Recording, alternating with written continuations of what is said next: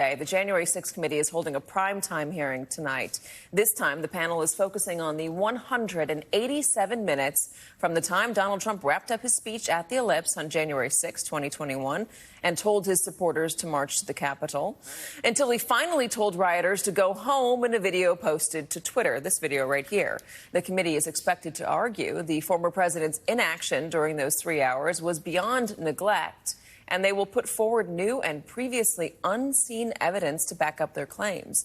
Two former Trump staffers, Sarah Matthews and Matthew Pottinger, will testify live. Both handed in their resignations on the day of the riot, and we will hear more about what former Chief of Staff Mark Meadows did on that day. Meadows has fought tooth and nail to avoid testifying and hand over key documents and records to the panel.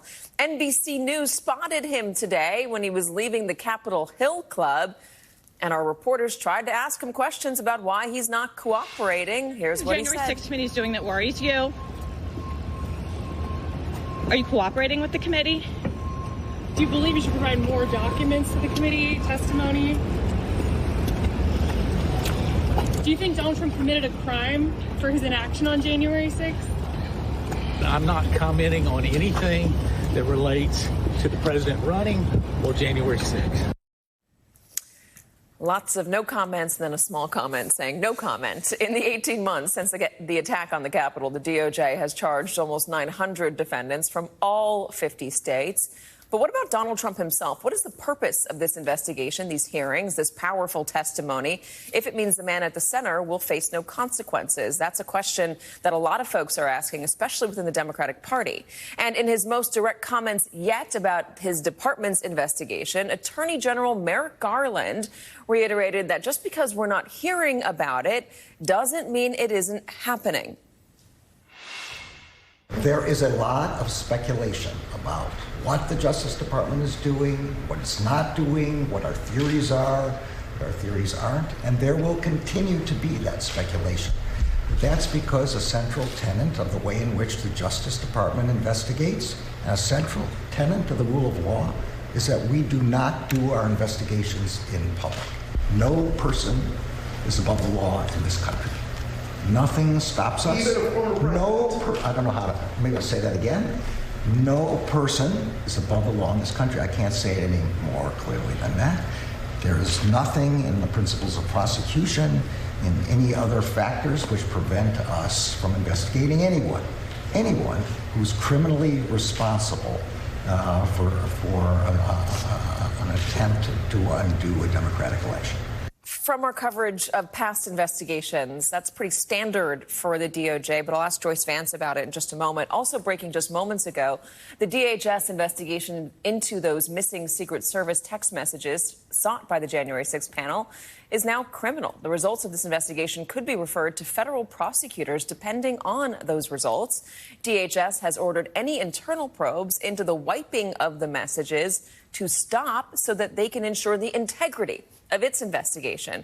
Joining me now is NBC News Capitol Hill correspondent Ali Vitale, NBC News Washington correspondent and moderator of Washington Week on PBS, Yamiche Alcindor, former U.S. attorney and MSNBC legal analyst, who I just named a moment ago, Joyce Vance, and political investigative reporter at The Washington Post, Josh Dawsey. He's also an MSNBC analyst.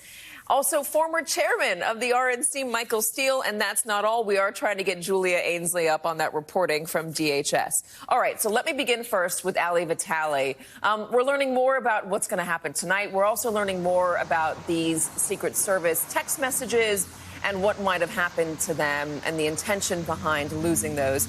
Ali Vitale, walk us through, give us a primer for what we're going to see in just a few hours.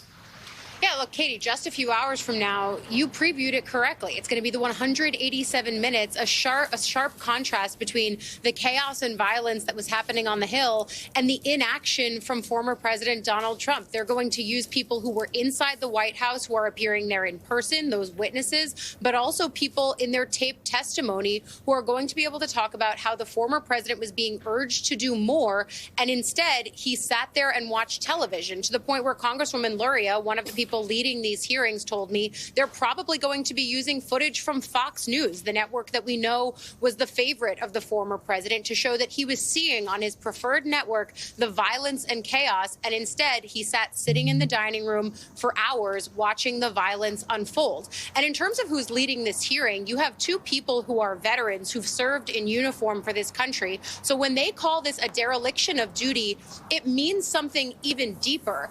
And for Congresswoman Elaine Luria, one of the themes for tonight is going to be seeing these former aides who found their breaking points. In the case of Matt Pottinger, for example, someone who served for 4 years in the Trump administration, only to say that he had to resign after what he saw on January 6th. There are potential political consequences for Elaine Luria as well. She's a frontline Democrat running for re-election in Virginia in a tight race. Her participation on this committee could mean that she does not win her seat again.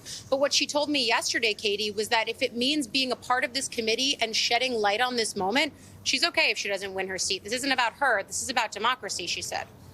Allie, thank you. Josh, let's get into... What's the calculation here for you personally in terms of participating in this committee and then knowing that it might make it harder for you electorally back home?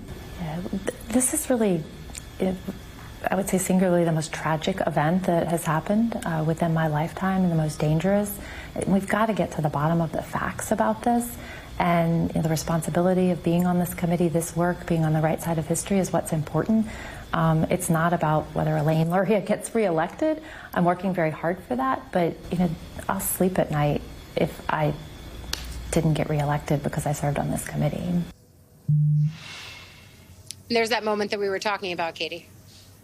All right, so Julia Ainsley is also joining us. I'm going to get to her in just a moment on that DHS reporting. But to stick with the thread here, Josh, I want to go to your reporting on the speech that Donald Trump gave when he told everybody to go home. You write in the Washington Post, President Donald Trump's advisors urged him to give an address to the nation to condemn the violence, demand accountability for those who had stormed the halls of Congress. He struggled to do it. Over the course of an hour of trying to tape the message, Trump resisted holding the rioters to account, trying to call them patriots, and refused to say the election was over. Josh, could we see some outtakes from that taped address that he gave? We know it was from an iPhone, I believe, on the White House lawn instead of an official address from the Oval Office with the TV crew that's always on standby there.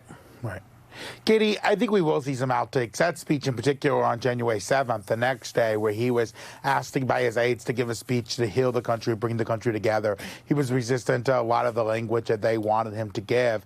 And we know what the committee is going to show on January 6th is multiple advisors, including his daughter, including several of his top officials in the White House, repeatedly urging him, some in writing on the afternoon of January 6th, to speak out, to tell these folks to go home, to repudiate the violence. And some of these entreaties were even came in writing to say, you could say this, you could do this. And the former president didn't want to do it. What the committee is going to show tonight, according to our reporting, is just a litany of folks really urging him to do something long before he did, and him being resistant for various reasons. And they're going to kind of interpose the testimony of a number of his former top White House officials on video with the testimony of two folks in the room who quit that day because they were so appalled at what they saw. You saw a clip that Adam Kinzinger put out this morning of various advisors on camera to the former president, his former press secretary, Kayleigh McEnany, his former assistant right outside the Oval Office, Keith Kellogg, the vice president's national security advisor, all saying on tape he was watching television. And the video, what they're going to try and depict tonight is all of these video clips of his closest, some of his advisors saying, we wanted him to do more, we tried to get him to do more, he was resistant, and he was watching television. And I think that's what you're going to see time and time again tonight. The outtakes will certainly be interesting. Julia, let's talk about the new investigation at DHS. I was talking with a high-level DHS official earlier from a Democratic president who said to pump the brakes on what we're talking about with the Secret Service, that they don't believe that this was a nefarious deletion, that the Secret Service has never been good, according to this person, at this back office stuff, that they're paid to take a bullet for the president, not to save texts. But what you're reporting now from DHS is that it is a little bit more serious than that.